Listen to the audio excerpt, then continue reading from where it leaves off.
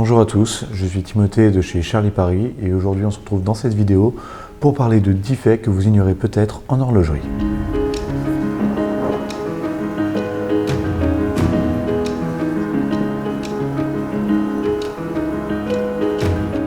Commençons tout de suite par la première chose à savoir. Connaissez-vous le prix de la montre la plus chère au monde? Il s'agit d'une montre femme nommée Hallucination, créée par Graf Diamonds.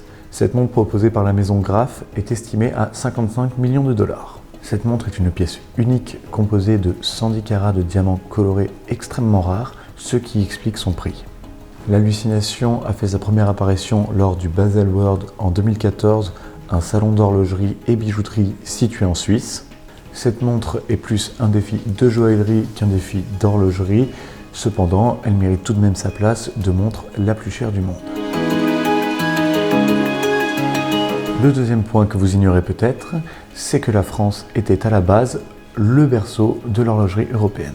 En effet, jusqu'à la révocation de l'édit de Nantes sous Louis XIV en 1685, la Bourgogne-Franche-Comté était le lieu où tous les horlogers se situaient. Le culte protestant est alors interdit, de nombreux temples sont détruits et de nombreux artisans, comme les horlogers, sont contraints à l'exil. On assiste alors à une immigration massive vers la Suisse des horlogers français protestants, emmenant avec eux leurs secrets de fabrication ainsi que leur savoir-faire. Les conséquences pour la France seront donc désastreuses, car elle verra partir une foule d'artisans, mais aussi de professeurs talentueux. Troisième point important, pourquoi la Suisse est-elle devenue une référence en horlogerie?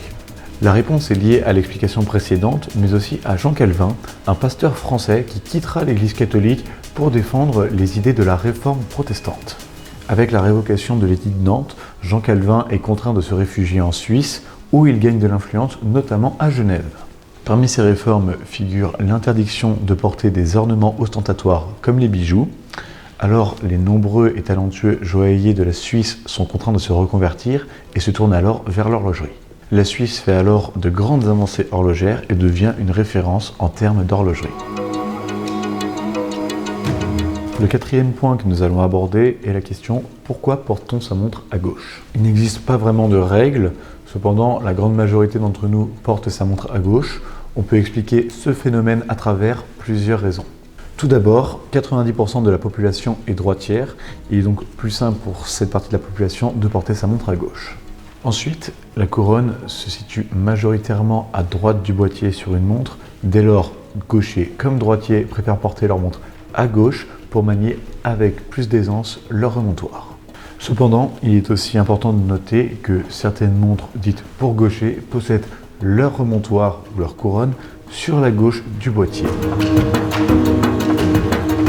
Le cinquième point que nous allons aborder répond à la question « Pourquoi quand on présente une montre, elle affiche toujours 10h10 ?» Vous l'avez peut-être remarqué, quand on présente une montre en photo, en vidéo ou même en dessin, elle indique quasiment toujours 10h10. Il existe plusieurs explications à cela. Tout d'abord, une raison historique, et pour cela, il faut remonter à l'introduction de l'heure de référence universelle. Le méridien de Greenwich est le point 0 et sert de référence internationale de longitude. Cet accord fut signé par 24 pays en 1884 à 10h10 précisément. Tous les horlogers n'y dérogent pas et règlent leur montre à cette heure précise en référence à cet événement. Il existe une raison un peu plus probable qui est une raison esthétique. Nous en sommes rarement conscients, mais notre œil est sensible à certains codes. À 10h10, le cadran de la montre produit une belle harmonie car les aiguilles pointent vers le ciel formant le V de victoire. L'aiguille la plus longue entraîne l'œil vers la droite, le cadran s'équilibre ainsi naturellement. Le sixième point que nous allons aborder, c'est combien de fois par jour les aiguilles d'une montre se chevauchent-elles? À cette question, on a instinctivement envie de répondre 24 comme le nombre d'heures dans une journée, cependant cette réponse est fausse. Même s'il est tentant de penser qu'à chaque heure les aiguilles d'une montre se rejoignent, vous allez voir que la réponse est tout autre. En effet, les aiguilles d'une montre se chevauchent à midi, à 1h05, à 2h10, à 3h15, à 4h20, à 5h25, à 6h30, à 7h35, à 8h40, à 9h45, à 10h50, soit 11 fois.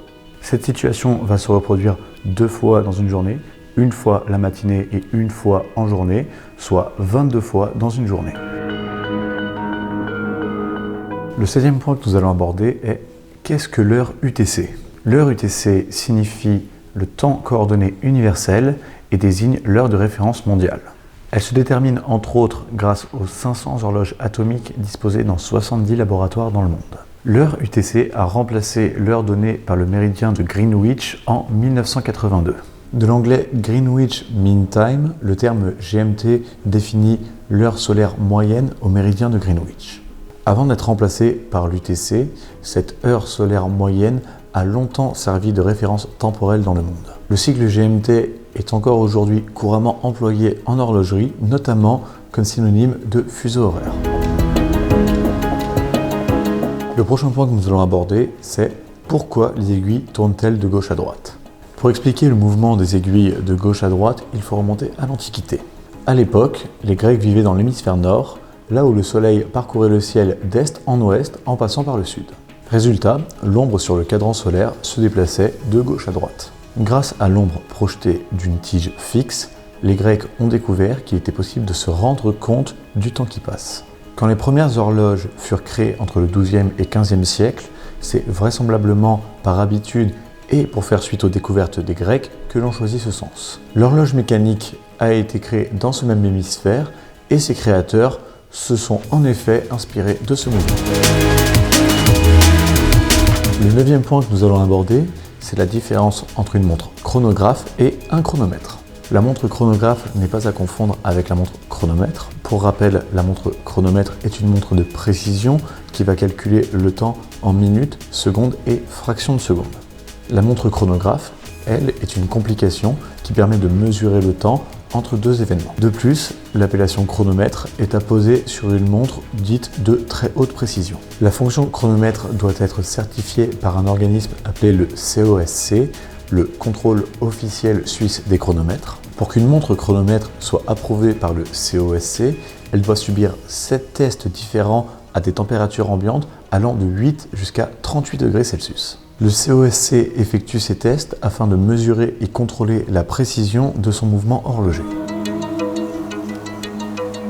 Enfin, le dernier point que vous ignorez peut-être, c'est qu'est-ce qui provoque le fameux tic-tac des montres? Premier point à savoir, le tic-tac ne sera pas produit de la même manière sur une montre à quartz ou sur une montre mécanique. Sur une montre quartz, le tic-tac est produit par le moteur qui actionne l'aiguille des secondes. Sur une montre mécanique, c'est le système d'échappement qui va produire le fameux tic-tac. En effet, à chaque aller-retour du balancier, le système d'échappement régule le rythme de la montre suivant sa fréquence d'oscillation. Ainsi, une montre ancienne avec une fréquence plus lente produira un tic-tac plus espacé qu'une montre moderne avec une fréquence plus rapide. Merci à tous d'avoir regardé cette vidéo, j'espère qu'elle vous a plu. Si c'est le cas, n'hésitez pas à la liker et à vous abonner. N'hésitez pas aussi à nous suivre sur nos réseaux sociaux. N'hésitez pas à nous dire en commentaire si vous connaissez d'autres faits pas très connus sur l'horlogerie que nous n'aurions pas mentionnés dans cette vidéo. Quant à moi, je vous dis à bientôt pour une prochaine vidéo.